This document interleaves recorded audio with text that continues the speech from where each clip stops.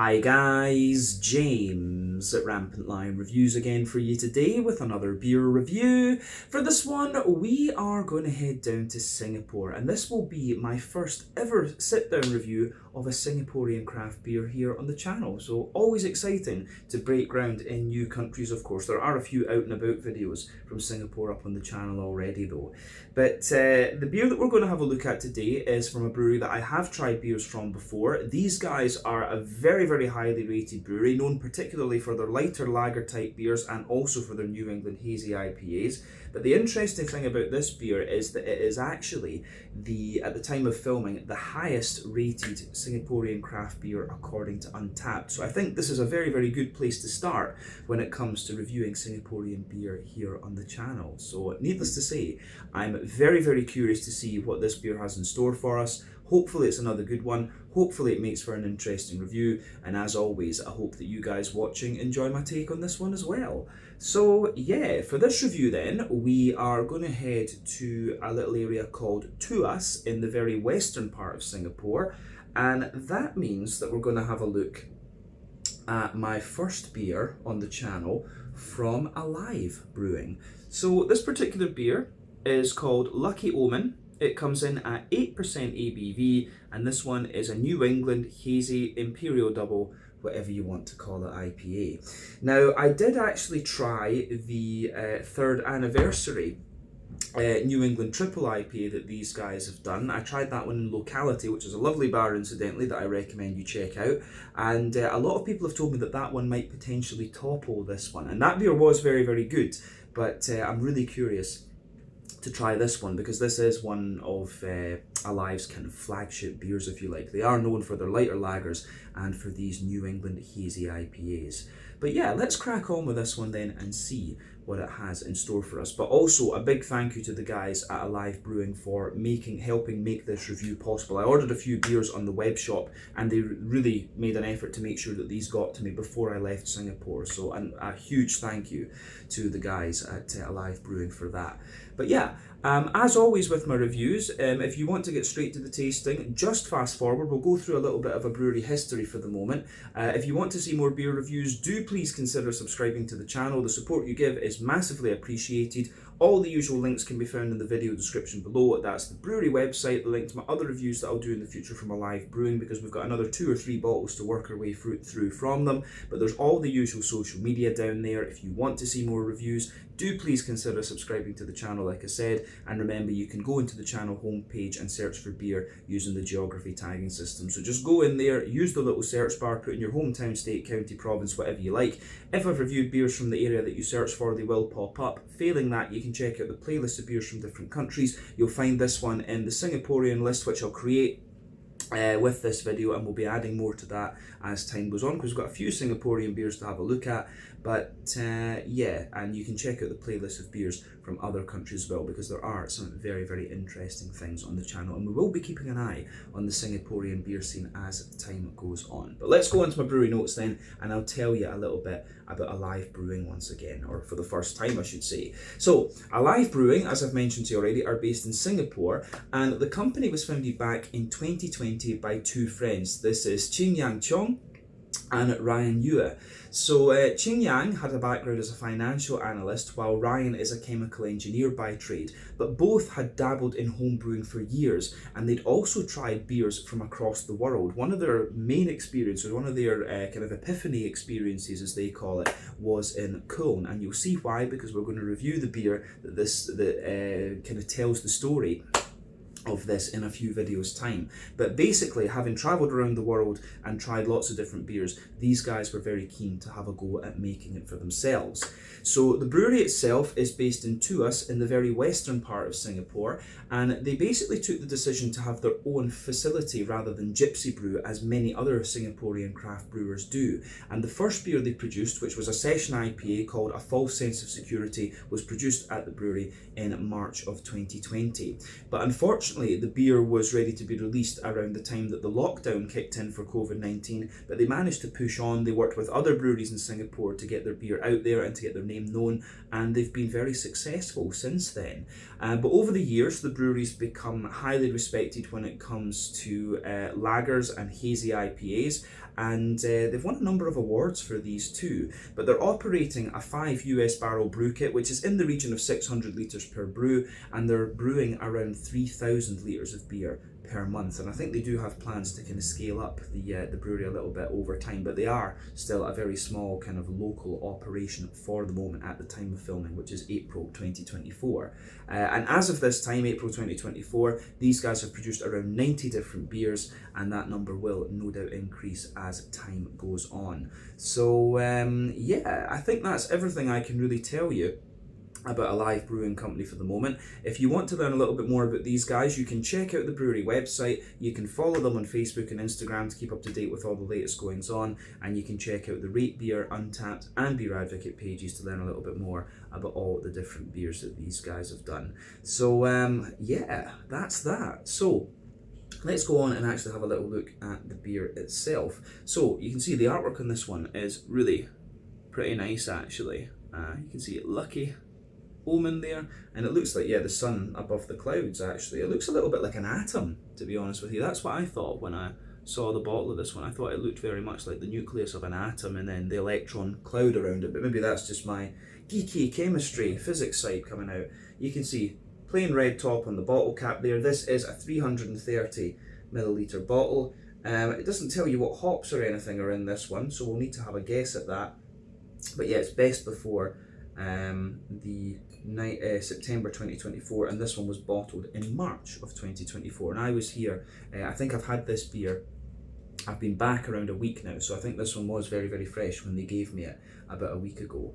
So yeah, let's get this guy out into the glass then and see what it's all about. The Lucky Omen, an 8% New England hazy Imperial Double, whatever you want to call it, IPA from Alive Brewing in Tuas in Western Singapore. So yeah, let's give it a little bit more of an aggressive pour, see if we can get some head on it. Yeah, a little bit of sediment at the bottom of the bottle, but yeah, nothing to get worked up about. So as you can see, this beer is poured pretty much as you would expect from a New England hazy IPA. Before the head disappears, we can see that this beer's poured with about a quarter to a 1/3 finger of a frothy, I would say perfect white head, but that is fading away to just be a very thin foamy layer at the moment. It's leaving that kind of ring around the edge of the glass too. You can see some medium bubbles on the surface and a few kind of lighter foamier ones the further up that you go, but you can see the colour of this beer is absolutely lovely. I think on the camera you guys are seeing it about the same colour as I am, so it's a lovely kind of mango sort of juice colour. Now, I always like comparing New England IPAs to different fruit juices because that's just what they remind me of. But yeah, the appearance is great. So remember, the colour of your beer depends on a few things. 1, the type of malts that you use. This goes a long way to determining your EBC rating. 2, length of your wort boil is also going to play a role, because the longer you boil the wort, the more the sugars caramelise, and thus you get a darker colour of beer. But any barrel aging that you do or adjuncts you put into the beer will affect its colour as well. But in the case of IPAs, you don't often have to care about adjuncts, only fruit IPAs and things like that. But yeah, this one certainly looks the part of a New England hazy.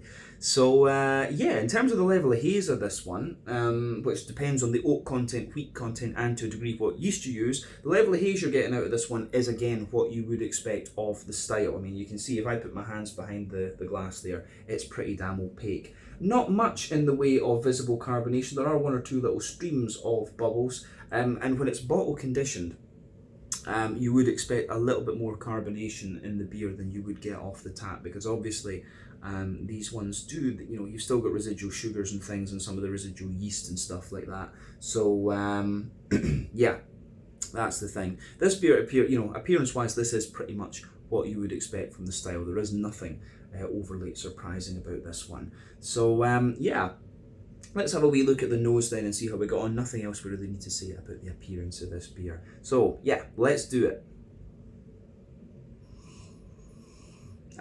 Aroma wise, exactly what you would expect, and it smells absolutely great. there's something very familiar about this. I'm wondering if it's, you know, a little bit of like, I think there's a bit of Galaxy and Citra in this one.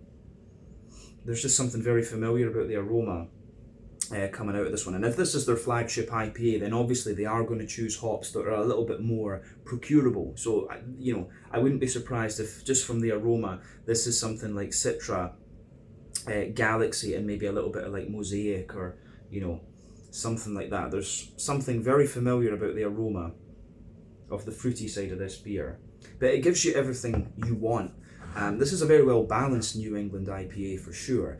As I've said on the channel many a time before, there are 6 elements to think about when it comes to New England IPAs. So you've got the kind of farmhousey, yeasty character, the rye lean and grainy side of things. Those are a bit more prominent and important in American brewed New England IPAs, but you've got wheaty bitiness, oaty creaminess, barley malt bread, and also the sweeter side of things. And those tend to be a bit more, you know, you'll find those are predominant in in most New England IPAs that are not American.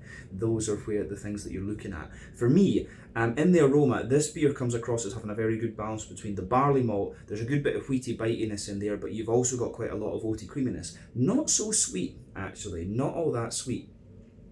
But from what I remember of the triple IPA, it was more like really quite creamy and quite juicy. So I'm curious to see how this beer compares to that one, and probably the hops are different as well, right enough.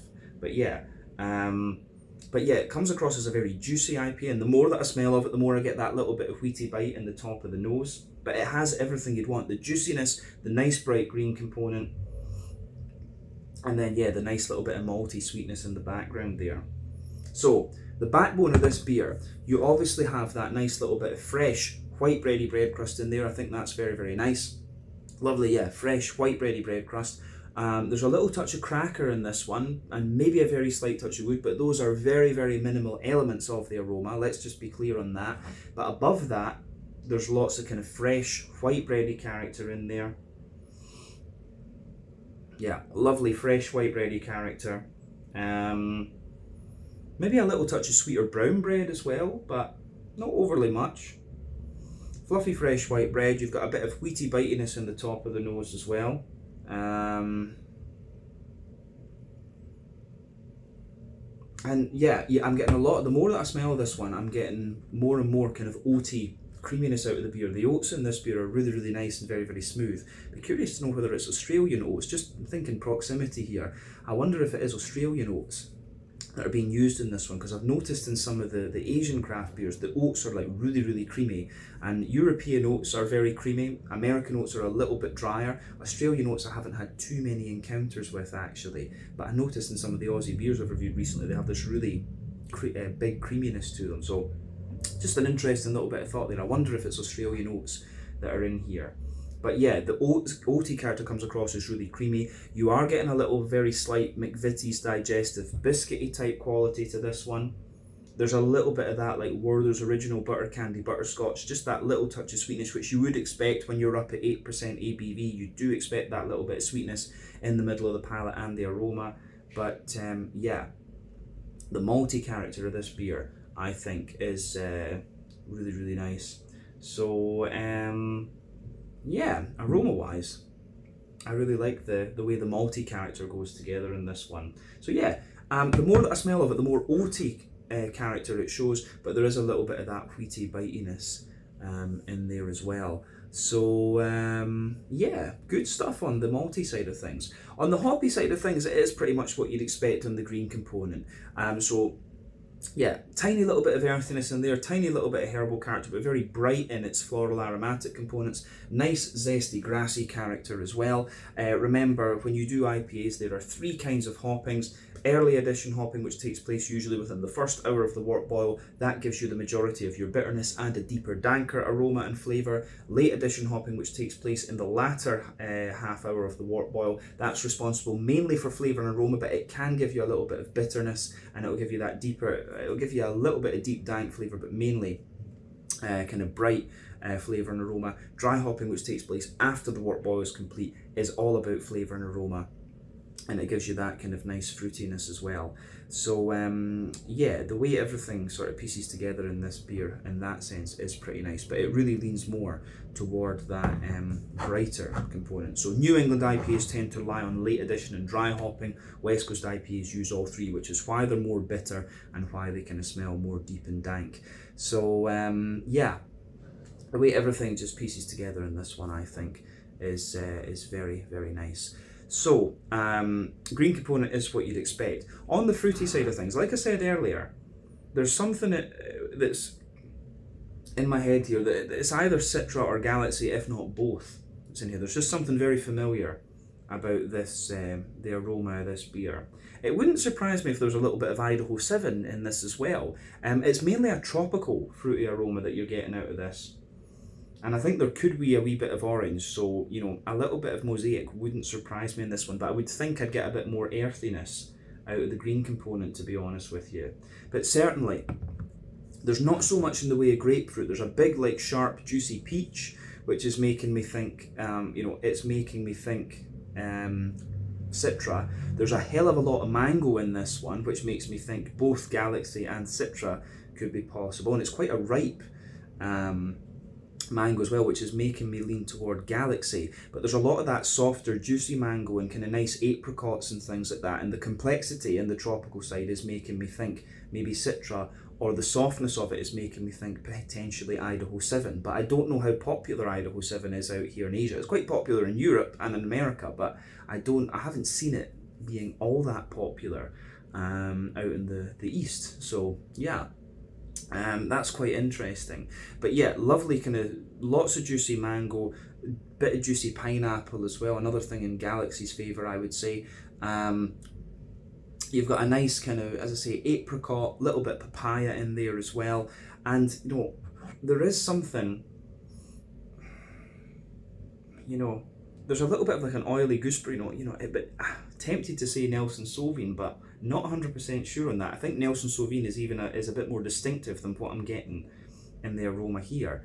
But it does smell that there's a wee bit of that almost oily gooseberry type note. That could be from Citra right enough though. And there's maybe a tiny little hint of orange too, but I really think this one is a lot more tropical. It really is much more tropical in its nature than anything else. But to sum it up, aroma-wise, absolutely beautiful. Very, very nice smelling beer, this one.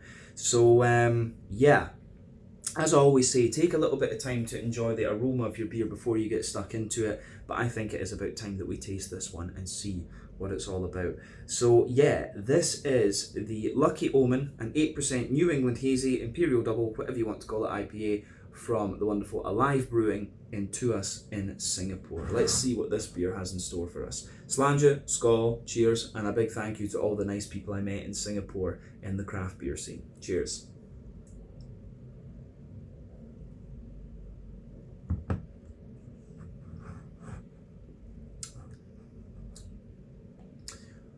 Yeah.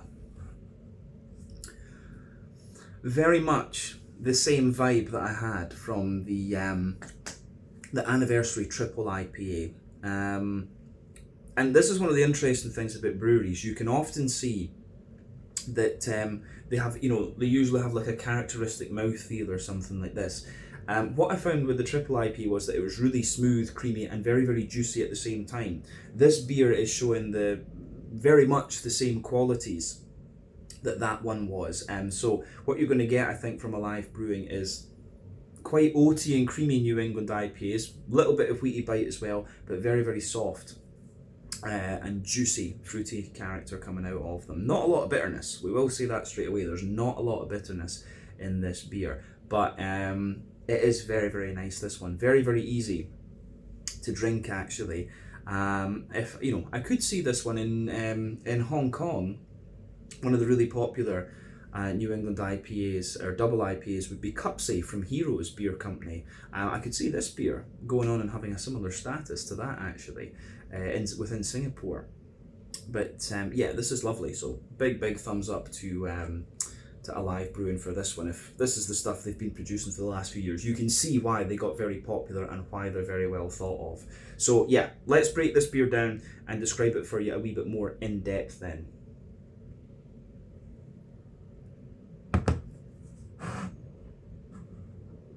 I am being very careful to sip this one because we do only have the 330 millilitres. But yeah, the backbone of the beer, if you go to the middle third of your palate, you can feel that lovely, fresh, white bready bread crust in there. That is the backbone of your beer. It's very, very smooth though, I will say that. This is definitely one of the juiciest and smoothest New England IPAs I've had in quite a long time. And I'm impressed that it's in the bottle conditioning as well. I'm impressed with how well this beer, that the carbonation isn't excessive in this one. That can often be a problem with New England's in bottles actually. But anyway, but yeah, lovely smooth little bit of bread crust in there.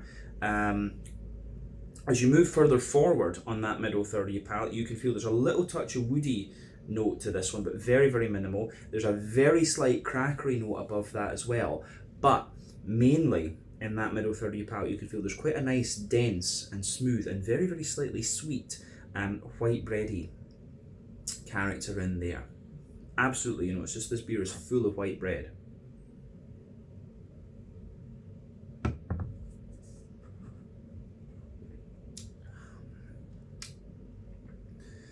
But yeah, the mouthfeel of this is absolutely beautiful. We'll come to that later. But yeah, above that white bready layer, you can feel the wheat in this beer because you've got like almost a separate layer of white bread in there, which just feels that little bit more dense, and it's actually very smooth.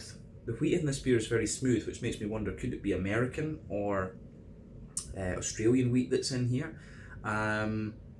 I'm really not sure. Singapore, I think, has very little arable land, and I don't think Malaysia or Indonesia, they produce mainly rice because of the temperatures.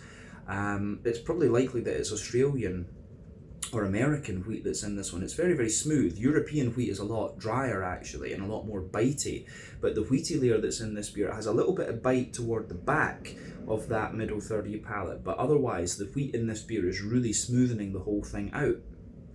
And above the wheaty layer, you start to get the oats. And you can tell with this beer that it's very fresh because of how creamy the oats are. The oats are usually a very good indicator of how fresh or how old your beer actually is. Essentially, the creamier the oats are, the fresher the New England IPA is, the drier they are, the older it is. But this beer is in very, very good condition. Despite having travelled from Singapore and having been out of the fridge for a little while, you've got a lovely kind of creamy character. The oaty notes in this one, if you go down that middle line of your tongue, you can feel they're really dense and thick and creamy, and as you go out toward the edges of the palate, it's really very, very nice in that regard too. So yeah, the way that pieces together in that sense is very nice. Just lovely big kind of creamy notes, and in the dead center of your palate, you've just got that little bit of like Werther's Original butter candy, butterscotch coming out of this one, which is great.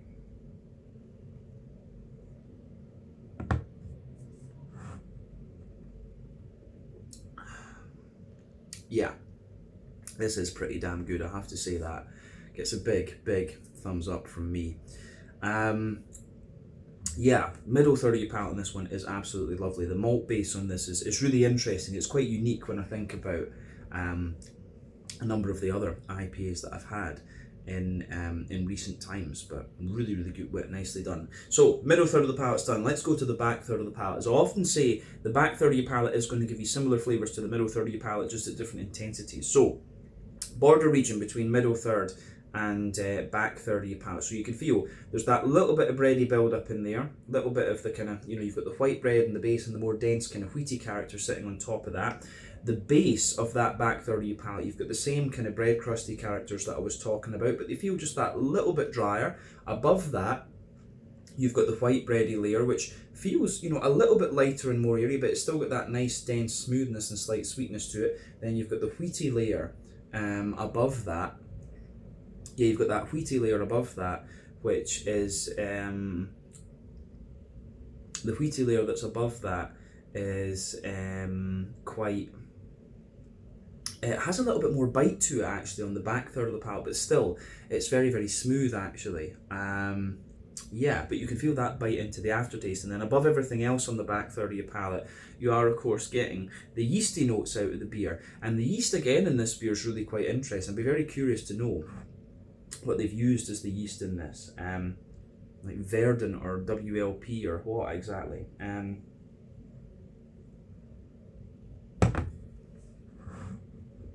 I want to say Verdant yeast. I'd be very curious. Yeah, so the yeasty character in this beer, it's like a ball sitting above everything else on the back third of the palate. So in the middle you can feel that really dense, sweet, bready character, like it's almost like a sweet brown bread. And as you move out from that, you get a bit more of the kind of grainy, rusticy white bread, and then it's almost got just a little bit of like a more bitey, wheaty character around the edge. But all of that sits on top of the back third of your palate there. So definitely back third of your palate, you can feel the flavour is taller. Then as you move further forward into the middle third of your palate, it just kind of condenses down and squashes together that little bit more. So yeah, the way everything pieces together in that malty and yeasty side of the beer is really, really nice. Let's move on to the hoppy side of things then. Green component. In the back corners of the palate, there's maybe a tiny little bit of earthiness in there, and as you move further forward, you've got a little bit of herbal character. Then as you push further forward along the sides of the beer, along the sides of your palate, you do get a little bit more of that floral aromatic sort of thing. Just going with how smooth this beer is, I wonder if they're using cryo in this, because the green component is very, very smooth, and it has the green component just has this bit of oiliness to it, and that makes me think they're using some kind of cryo hop in here. Round the front curve of the palate, it's a little bit lighter and grassy, really quite zesty as well, and you can just tell it's quite a bright green component. So it's quite a bright green component. So so they are using pretty much all late addition and dry hops in this one, I'm sure. Very little early addition hopping in this one. But let's focus on that front third of your palate then and the fruity side of the beer. So the border region between front third and middle third of your palate, you've got the nice kind of white bread in the base, the more wheaty, dense white bread on the top. Then the base of that front third of your palate, you've got some really nice, you've got the nice kind of bread crusty note in there. You've got the you've got the nice bread crusty note in there, which is very, very smooth again. Then you've got the barley malt white bread, the wheat white bread, and then you get that nice oily bubble where the juicy fruity esters roll their way out of the beer. So let's have a little look at the fruity esters.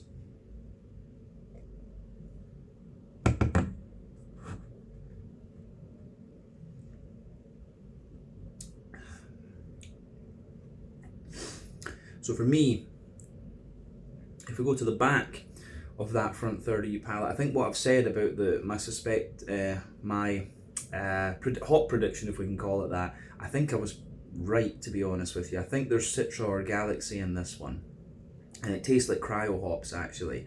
So yeah, because the oiliness, the smoothness that you get out of it. So at the back of that front third of your palate, there is that nice kind of sharp, there is a little touch of grapefruit in there, but it's in the base. But you can feel there's that big, juicy, sharp peach sitting on top of it. As you move further forward, you get a little bit more of a juicy kind of passion fruit in there. So yeah, lovely, juicy sort of passion fruit. And then as you move further forward, very ripe sort of mango notes. And as you reach the middle of that front third of your palate, you've got the apricot kind of sitting in the base. You've got like the sort of pineapple and stuff sitting on top of that. And yeah, as you move into the front half of the front third of your palate, you get a little bit more of a kind of citrusy, zesty type thing out of this one. I want to say it's kind of lemon and limey. I'm getting a wee bit of like an orangey note in this one. Mosaic wouldn't surprise me in that sense, but I think it's Citra and Galaxy that's in this, to be honest with you. Idaho 7, as I say, with the softness of some of the tropical fruit notes in this, would not surprise me either. It is something very familiar that's in the hop bill here. It's not anything madly unusual, I would say.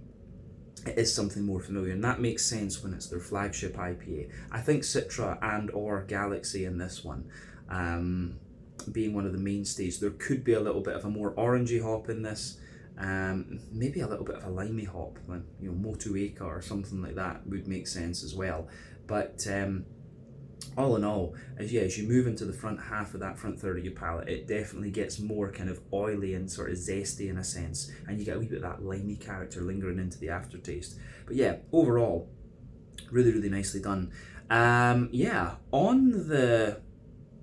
the fruity side of things, I think that's all we need to say. So let's round off the review with a wee look at the mouthfeel. So for me, mouthfeel wise, this beer, where would we say?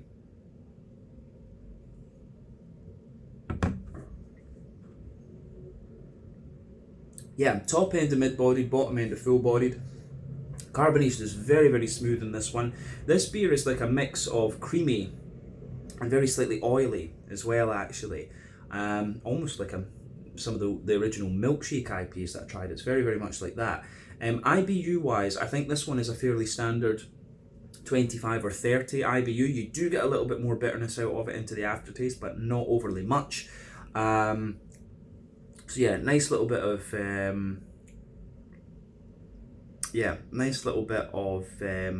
bitterness into the aftertaste. Not much. The malt base, as we said, has a wee bit of dryness underneath, but very minimal. Very smooth and quite dense in the middle. Little bit of creaminess and sweetness on top.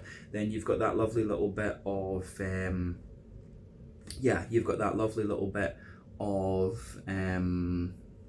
how would you say? Juicy, fruity character, like creamy, fruity, juicy, fruity, smoothie character coming out of this one as well. This is a beautiful New England double IPA, and it's quite obvious to me why this one would be so highly rated in Singapore, but this would stand up very well against, you know, the best IPAs from, you know, more established beer countries as well. We can certainly say that. This would go down very well in Australia, New Zealand, you know, in many countries in Europe and the US as well. People would enjoy this, and that's the main thing. You know, the beer scene in Singapore is still very much growing. You've got all these little breweries sort of opening up now, and these guys are one of the best ones when it comes to lagers and IPAs. And you know, from the beers that's what I've been told, and from the beers I've tried, it certainly seems quite apparent that that's the case. So yeah, I think we can leave it at that for this one. I think this has been a very good place to break ground on my Singaporean craft beer reviews, and there will definitely be many more going forward. So yeah, this one was the Lucky Omen, an 8% New England Hazy Imperial Double, whatever you want to call it, IPA from Alive Brewing Company in Tuas in the western part of Singapore. So yeah, thank you again for watching my beer reviews. Until the next time, please like, subscribe, share, all the usual YouTube stuff. Let me know your own thoughts on this beer in the comment section below. Let me know what your favourite beers are from Alive Brewing Company as well. We will review more from these guys over the next couple of weeks, because I've got another 3 beers to look at from them, and going forward we will feature these guys on the channel again, because you know, they're doing some pretty awesome stuff, and we want to keep an eye on what's going on in Singapore. Thank you for watching. Check out my social media, check out their social media, and I will see you guys again soon. Slàinte, skål, cheers, and see you guys in the next review.